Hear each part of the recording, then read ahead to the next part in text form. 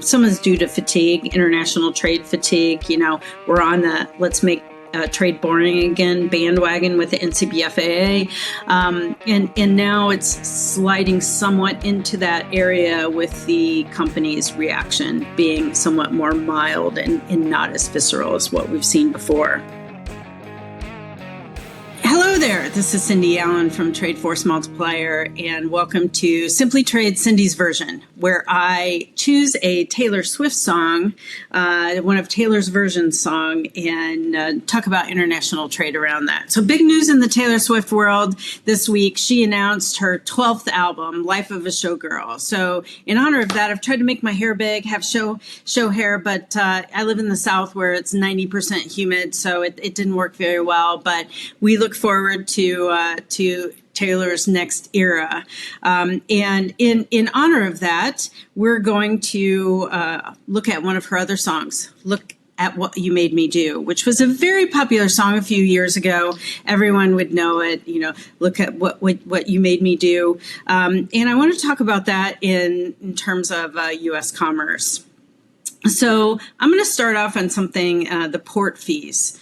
The USTR announced in a Federal Register earlier this year that they were assessing fees on all foreign-owned ships docking in the United States or companies that had owned foreign or Chinese-owned ships docking in the United States. So we know if you look at overall the steamship line, the only major carrier that's owned by China is OOCL.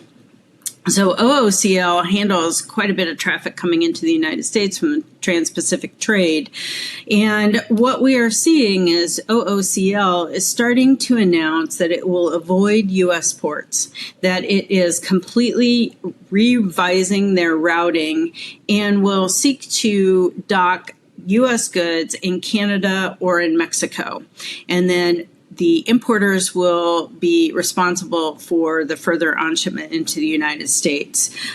We're seeing some other carriers starting to revise their routes as well. This takes place in October, so those carriers are planning now their routes for the fall and into the winter. We do see some major route changes happening. We have no idea how that's going to affect U.S. ports on the West Coast specifically, but we do expect there to be an impact. So stay tuned for continued news on that. In response to this, Trump has said that he may impose other fees, other transshipment fees. How he would do that is still a bit of a mystery, because if you dock something in British Columbia and you rail it down into the United States, it's considered a rail import. How would CBP know that this was coming via ship into British Columbia, and then what authority would that vest to assess additional transshipment fees? So this is an unfolding situation. There have been some ships that have been exempt, such as those handling U.S. chemicals, food supplies, very small types of ships that are coming into the U.S., such as stainless steel tankers, where there is no U.S. manufacturing in this area. So those have a little bit of a longer implementation schedule. But we do expect the majority of containerized traffic, which you and I deal with most of every day, to be impacted.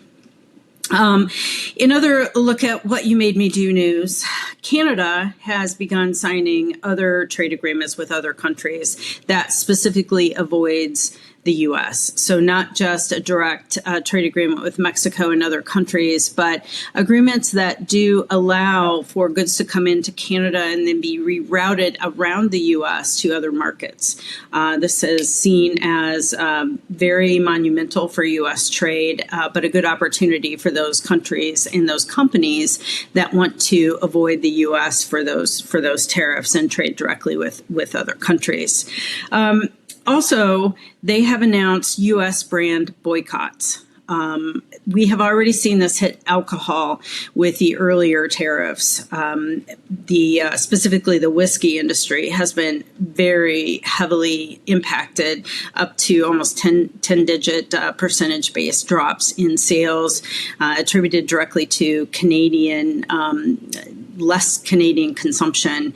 Also, we saw some of the province actually withdraw or take off American-produced alcohol off of their shelves earlier in the year, and that continues. And the U.S. brands are not doing well in Canada overall. Canada has become a nation that is very aware of where the goods are being produced and are actively avoiding U.S. brands.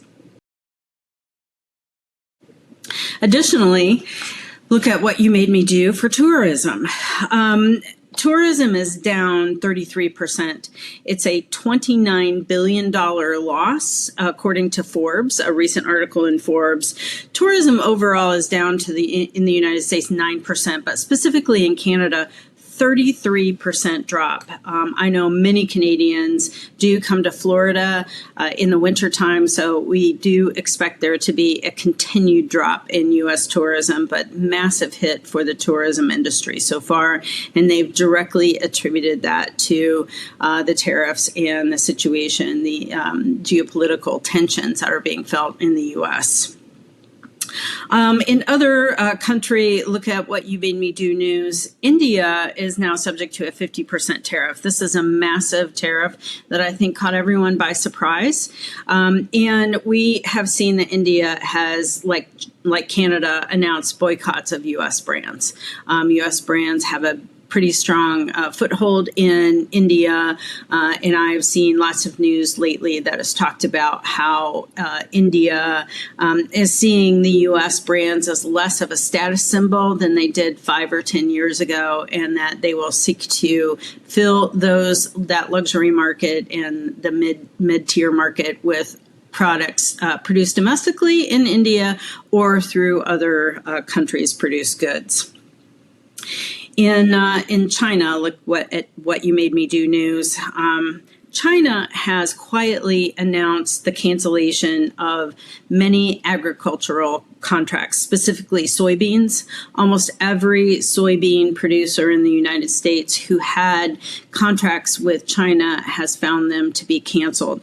This is a huge impact for the agricultural products, the row crop products here in the heartland of America that are being produced, specifically because those products are already in the ground. Those production is, those goods are growing, and now farmers are scrambling suddenly to find a market for the sale of these soybeans, and we do expect that to continue with other products, specifically from China, but other heavy buying industries. We haven't seen the same impact on rice, which is also a huge export crop for the U.S., but stay tuned. We think that's coming next. Specifically in China, in 2016, when the Section 321 tariffs or the Section 301 tariffs were originally announced, there wasn't. It was a huge impact to China, that one they weren't necessarily prepared for, and China had no other alternatives. Well, since 2018, and specifically since 2020, China has begun pursuing buying goods from countries like Brazil for other crop producing areas, Argentina for beef, Brazil for the row crops. And they are more prepared now than they were in 2016 when the first Trump administration happened. So now that here we are in 2025, China has a much more diverse sourcing pattern and is able to fill the gaps with countries that they have established free trade agreements with or other trading agreements with that are beneficial for both countries. So again, what we're seeing wholesale is other countries are sort of bypassing the United States and taking their global trade opportunities elsewhere in response to some of these tariffs. Overall, on the farm news too, and I grew up in Indiana, so I have a kind of a farming awareness, not a background, but a farming awareness. Farms are starting to feel the hit. Some of the farmers are starting to see that it's more difficult to get crop insurance because the underwriters are seeing this as a high-risk area. They have Again, less buyers overseas. And this is not just for China. I think other countries are watching China and taking their lead and saying, where else can we source our goods? Where else can we sell our goods? So it's going to impact the United States in a big way moving forward. Also, the cancellation of the USAID contracts. Many people are unaware that 30 to 40% of all crops produced in the United States actually went to food aid and were bought by the U.S. government. That cancellation of the USAID happened early enough that many of the farmers could actively plan their crops and planting with that in mind. So we have less crops being planted, and usually subsidies would help cover that lack of income. However, as we saw in the first part of the administration, the farm subsidies were frozen in large part due to its linkage to the Biden administration Infrastructure Act, which increased farming subsidies a great degree. So that has been somewhat resolved, but again, that has led to the crop insurance challenges that we've had. So why am I talking about farm insurance and farm products on an international trade podcast? Simply Trade Cindy's version. It's because this is going to impact our pricing. It's going to impact the availability of products coming into the United States, not just selling. As the farmers are a huge export market, it's going to impact the freight forwarders who are handling those goods being shipped out. It's going to affect the ports. It's going to affect the availability of those containers. The more containers we have coming in and the less exports we have going out, it does create a container shortage in other areas of the world, which does create some impacts into the United States as well. So we do expect there to be a broad scale economic and operational impact for customs brokers, freight forwarders, ports, transportation companies overall. In the automotive side of look at what you made me do, we see a continued slide in profits due to the tariffs. GM announced their results, and we see a continued slide. The markets are starting to react to the automotive challenges that are happening due to the 232 tariffs, as well now as some of the inputs that these automotive industries have are going to be impacted by the recently announced increased reciprocal tariffs. We are continuing to wait and watch for the pharmaceutical 232 cases to be resolved and come out and be announced in the United States. One of the, I think, peculiar tariff assessments that we saw was Switzerland. Switzerland is at 39% reciprocal tariffs. And I think that caught both the Swiss government, it's by surprise, but it caught many of the industries in the United States that are doing business with Switzerland, and not just Swiss cheese. Their number one export to the United States is actually pharmaceuticals. So this is going to hurt the pharmaceutical industry. So a lot of those Swiss producers are now looking and waiting for the 232 tariffs to see if they're going to be lower. Most of the 232 tariffs are at 25% already. So is that going to be lower than the actual 39% from Switzerland? So I think we're seeing a big wait and see kind of response. Where the earlier responses were, oh my gosh, what do I do? I'm panicking. I, have this huge hit. Let's do this. Let's change our supply chain.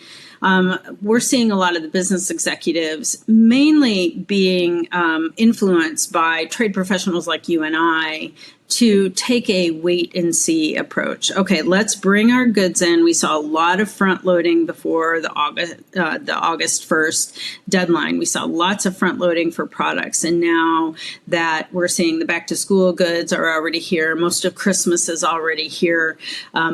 Many companies are taking a kind of a wait and see approach. Let's wait and see what happens. Let's see if these turn around. Let's see how the market reacts. Let's see how our products are being imported and produced, and not rush to any type of action or judgment. So it's been a kind of a cautious response this time around, which I think Some is due to fatigue, international trade fatigue. We're on the let's make trade boring again bandwagon with the NCBFAA. And now it's sliding somewhat into that area with the company's reaction being somewhat more mild and not as visceral as what we've seen before. The last thing I want to touch on today is e-commerce. Big news in the e-commerce world, as I outlined before. August 29th is when all e-commerce ceases to be cleared by the de minimis. In May, that was eliminated for goods from China, so we've seen a huge impact. 75% of all de minimis goods came from China prior to May of 2025. And with the elimination of that, we did see Section 321 or de minimis products coming in from other countries increase, which concerned the U.S. government. And that was in many parts why August 29th, that deadline was moved up from the 2-year outline in the recently passed Big Beautiful Bill. But what we have seen is we haven't seen a massive drop in e-commerce shipments coming in. They're merely coming in and being cleared in different ways. Just remember, e-commerce is a way that people buy and sell things. It makes it easy. It makes it fast. It makes it clear. I don't have to go to a store. I can just browse in the evening, sitting on my couch, watching the latest Taylor Swift video, and I can just buy whatever I want. And if it costs a few dollars more, people are still buying. So we haven't seen a massive drop in e-commerce that was expected. But it has had an increase on pricing. Also, it's been a challenge for CBP. CBP in a Type 86, which is a de minimis type of clearance, got all of the information at a package level. They knew who produced it or sold it. They knew who it was going to. They knew what the product was. It was manifested at the package level coming into the United States.